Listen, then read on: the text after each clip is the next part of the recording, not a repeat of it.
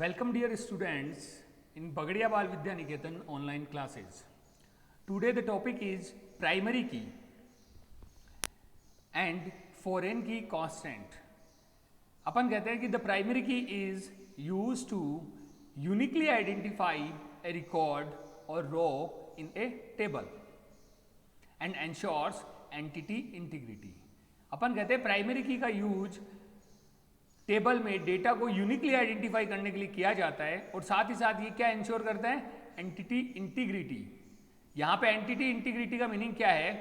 The entity integrity it ensures that there are no duplicate record within the table and the field that identifies each record within the table is unique and not null. कहने का मतलब यहाँ पे ये है कि इस जो एंटिटी इंटीग्रिटी ये इंश्योर करता है कि यहाँ पे डुप्लीकेट रिकॉर्ड नहीं होना चाहिए और जिस भी कॉलम का यूज अपन अपने डेटा को या अपन कहते हैं अपने रिकॉर्ड को यूनिकली आइडेंटिफाई करने के लिए करते हैं तो उसके अंदर जो वैल्यू होगी वो कैसी होगी, यूनिक होगी या नॉट नल होगी. फॉर एग्जाम्पल अगर मैंने आईडी को प्राइमरी की बना रखा है, इट मीन्स आईडी है, उसमें वैल्यू रिपीट नहीं होगी, साथ ही साथ उसमें नल भी नहीं आएगा. ओके, नेक्स्ट आता है, ये आता है कि कैसे मैंने आपको प्राइमरी की बनाना बताया. आज मैं बात करूंगा यहाँ पे टू ड्रॉप प्राइमरी की. प्राइमरी की को ड्रॉप कैसे किया जाता है.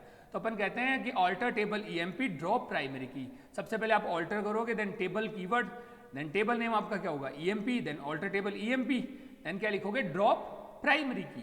यहाँ पे आपको कॉलम नेम मेंशन करने की जरूरत नहीं होगी क्योंकि प्राइमरी की अपने आप में क्या होता है, एक ही होता है. ओके, नेक्स्ट अपन बात, तो इसको अपन सबसे पहले अपन क्या करेंगे, इसको बनाएंगे. तो बनाने के लिए चलते हैं अपन प्रैक्टिकल पे. तो मैं यहाँ पे करता हूँ,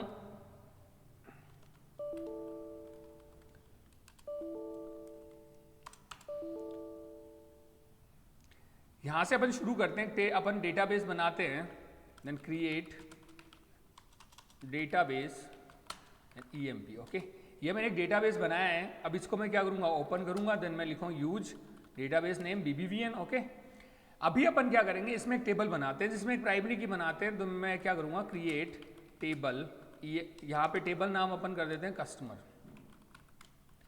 यहाँ पे मैंने बनाया एसआईडी, एसआईडी को मैंने बनाया प्राइमरी की. तो सबसे पहले हम इसका डेटा टाइप है वो बताएंगे. यहाँ पे डेटा टाइप मैं कर देता हूँ इंटीजर 5 और इसमें अपन कर देते हैं प्राइमरी की. ओके, उसके बाद में अपन बना देते हैं नेम या कस्टमर नेम, सी नेम बना देते हैं. ओके, सी नेम बना देते हैं. जैसा कि आप जानते हो नेम देना इट मीन्स वेयर या केयर या फिर वेयर केयर का यूज अपन कर सकते हैं. तो मैं यहाँ पे वेयर केयर का यूज कर रहा हूँ. यहाँ पे मैंने इसकी साइज दे दी है 30. ये अपनी एक टेबल बन जाती है. देखिएगा ये बोल रहा है कि कस्टमर ऑलरेडी एग्जिस्ट. ओके, अपन किसी दूसरे नाम से टेबल बनाते हैं. ये पहले से बनी हुई टेबल है. मैं यहाँ पे कस्टमर्स कर देता हूँ. ओके, और देन अपना ये अपनी एक टेबल बन गई है. तो अपन देख पा रहे हैं कि अपनी एक टेबल बन चुकी है. इसको अगर अपन को देखना है टेबल को तो अपन क्या यूज करेंगे, डीएससी. तो मैं यहाँ पे लिख देता हूँ डीएससी, देन यहाँ पे कस्टमर्स. ये अपनी टेबल बन गई है. तो आप देख पा रहे हैं यहाँ पे एसआईडी यहाँ पे क्या है, एक प्राइमरी की है. इसके बाद में अपन नेक्स्ट बात करते हैं, वो करते हैं अपन रेफरेंशियल इंटीग्रिटी की बात करते हैं, फॉरेन की कांस्टेंट की बात करते हैं. तो अपन कहते हैं कि the foreign key constant used to ensure referential integrity of the data, कि डेटा की रेफरेंशियल इंटीग्रिटी को एंश्योर करने के लिए अपन किसका यूज करते हैं, फॉरेन की कांस्टेंट का यूज करते हैं. तो अपन बात करते हैं यहाँ पे रेफरेंशियल इंटीग्रिटी का मीनिंग क्या होगा. देखो सिंपल वर्ड में अपन कहते हैं कि प्राइमरी की अपन बनाते हैं, वो किस लिए बनाते हैं, डेटा को यूनिकली आइडेंटिफाई करने के लिए. अब अपन ये कहते हैं कि एक टेबल के अंदर कोई प्राइमरी की है तो दूसरी टेबल के अंदर उसको अपन फॉरेन की बना सकते हैं. अब यहाँ पे फॉरेन की का मीनिंग क्या होगा, एक एग्जांपल से मैं आपको बताता हूँ कि जैसे मान लो क्लास की एक टेबल है जिसके अंदर क्लास नेम होगा. ठीक है, या अपन कह सकते हैं स्टूडेंट नेम होगा, साथ में फादर्स नेम हो सकता है, रोल नंबर हो सकते हैं, या फिर स्टूडेंट किस ट्रांसपोर्ट से आता है वो हो सकता है. ठीक है, अब अपन ये कहते हैं कि सारी स्टूडेंट की पर्सनल इंफॉर्मेशन किसके अंदर होगी, क्लास टेबल के अंदर होगी. पर अगर अपन बात करें कि जैसे मान लो अपन ने उसमें ये दिया है कि एक ट्रांसपोर्ट का अपन ने कॉलम दिया और ये बताया है कि ये बच्चा ट्रांसपोर्ट यूज करता है या नहीं करता. ये अपन ने कॉलम किस में बनाया है, स्टूडेंट टेबल में बनाया है. पर आपको ये भी पता होगा कि ये ट्रांसपोर्ट की एक अलग टेबल भी बनेगी जिसके अंदर ये होगा कि बच्चा कहाँ से आएगा, कहाँ जाएगा, मतलब उसका पिकअप पॉइंट क्या होगा, कहाँ उसको छोड़ा जाएगा। इसके साथ ही साथ उसको कितना पेमेंट करना है, कितना उसका रिमेनिंग है, कितना उसका पे हो चुका है, ये सारी इंफॉर्मेशन किसके अंदर होगी, ट्रांसपोर्ट टेबल के अंदर होगी। पर अगर मैं बात करूं कि ट्रांसपोर्ट टेबल और साथ ही साथ स्टूडेंट टेबल है, वो दोनों क्या होगी, एक दूसरे से कनेक्टेड होगी, उन दोनों के बीच में क्या होगा, रिलेशन होगा। अब यहां पे बात आती है what is the meaning of relation in the database. अपन ये कहते हैं कि relation is a situation that is exist between two और मोर टेबल।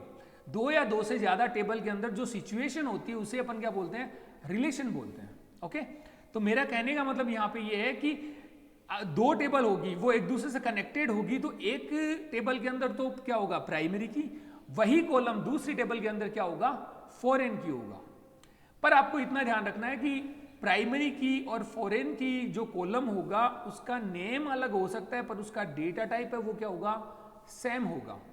ओके, तो अपन एक बात इसमें और ध्यान रखिएगा कि अगर डेटा डिलीट करना है तो आप इसमें क्या होगा कि जैसे प्राइमरी की है, जो जिस भी टेबल के अंदर होगी वो टेबल क्या होगी, पेरेंट टेबल होगी। और दूसरी बात कि फॉरेन की जिस टेबल के अंदर होगी वो क्या होगी, चाइल्ड की होगी, चाइल्ड टेबल होगी। तो मेरा कहने का मतलब यहाँ पे ये है कि आपको डेटा अगर डिलीट करना है तो आप सीधा चाइल्ड टेबल से डेटा डिलीट नहीं कर सकते, आपको किस में करना होगा, पहले पेरेंट टेबल के अंदर डेटा डिलीट करना होगा। तो अपन बात करते हैं कैसे अपन बनाते हैं उसके बाद में अपन कहते हैं कि भाई रेफरेंशियल इंटीग्रिटी का मीनिंग यहां पे क्या है, it is a system of rules a DBMS used to ensure that relation between record is related table are valid, कि दो टेबल या रिलेटेड टेबल के अंदर जो भी रिलेशन है वो वैलिड होना चाहिए, and that user don't accidentally delete और चेंज रिलेटेड डेटा, कि यूजर है वो एक्सीडेंटली डेटा को क्या नहीं कर सकता, डिलीट और चेंज नहीं कर सकता। तो कहने का मतलब यहां पे है कि जब तक कि आप पेरेंट टेबल से डेटा डिलीट नहीं करोगे तब तक आप क्या नहीं कर सकते, आप चाइल्ड टेबल से डेटा डिलीट नहीं कर सकते। और पेरेंट टेबल कौन सी होगी, जिसके अंदर प्राइमरी की होगी, और चाइल्ड टेबल कौन सी होगी, जिसके अंदर फॉरेन की होगी। अब मैंने आपको प्राइमरी की बनाना बताया, अभी अपन बात करेंगे फॉरेन की।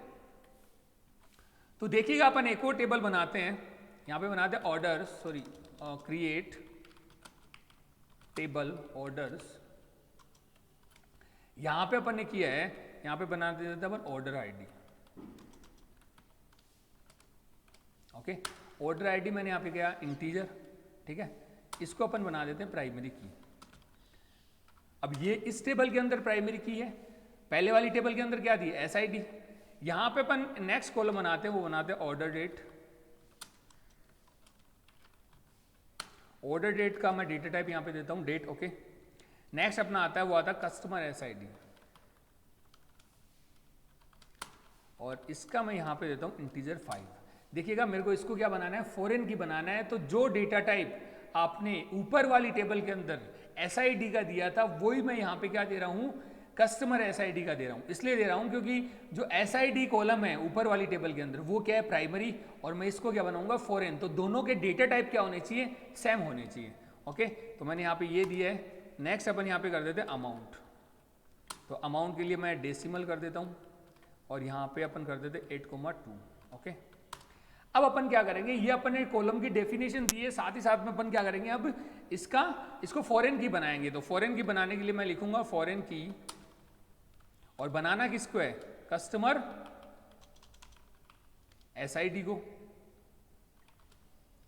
कस्टमर एसआईडी को बनाना है। अब इसके साथ ही साथ आपको क्या करना पड़ेगा, रेफरेंस देना पड़ेगा। तो मैं यहां पे लिखूंगा रेफरेंस। रेफरेंस किसका लगेगा, जो आपने पहले टेबल बना रखी है उसका लगेगा। ओके, तो रेफरेंस अपन यहां पे देते हैं किसका, कस्टमर्स का। कस्टमर्स का रेफरेंस दे दिया, और उसके अंदर कॉलम क्या है, एसआईडी है।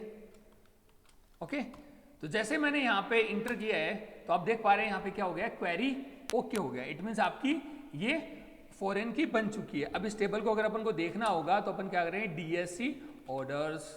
तो जैसे डीएससी ऑर्डर्स करते हैं, आपको पता है ये क्या करेगा, उसका स्ट्रक्चर शो करेगा। स्ट्रक्चर शो करेगा। तो आप ये देख पा रहे हैं कि यहाँ पे क्या आ रहा है, कस्टमर SID है, उसके आगे लिखा हुआ है MUL। इसका मतलब ये क्या बन चुका है, ये एक फॉरेन की बन चुका है। अब आप अगर कस्टमर SID में डेटा है वो अगर डिलीट करना चाहते हो तो वो आप नहीं कर सकते जब तक कि आप ऊपर वाली टेबल, अपनी कस्टमर टेबल, उसके अंदर जो SID कॉलम है उसमें से डेटा डिलीट नहीं करोगे तब तक कि आप कस्टमर SID से डेटा डिलीट नहीं कर सकते। तो ये अपना कॉन्सेप्ट था क्या, primary and foreign key constant.